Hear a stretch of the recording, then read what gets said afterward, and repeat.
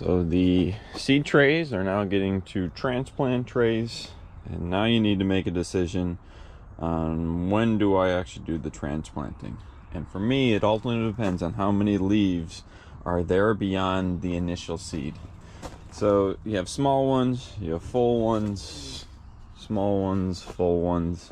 You can generally tell by the size whether they're good. Obviously with the beans, they're looking quite good, they're ready to go. But there's other ones like this that are maybe smaller, or maybe they're not going to be as big. There are differences depending on what you are growing, and so you just want to have some other metric to kind of take away the difference between maybe a small plant versus a large plant and solely look at the number of leaves. And that traditionally, or at least from my experience, it tends to work that when you look at the initial leaves, or the cotyledon, the things that come with the seed that give its initial nutrients to get it up to a point where then life takes its own route with making its own leaves, you want to have beyond the initial leaves at least 2 to 3.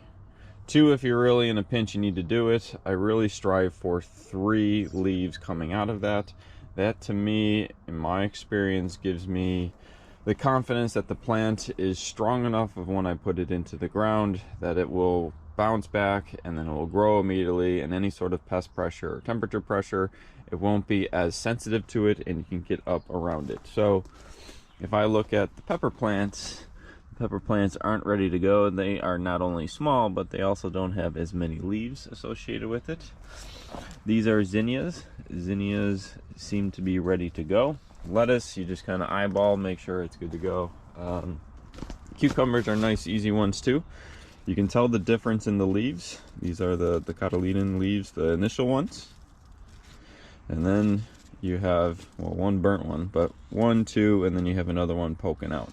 So I count for 3. Once I have 3, then I feel like I'm ready to go. And then I just take and transplant from there.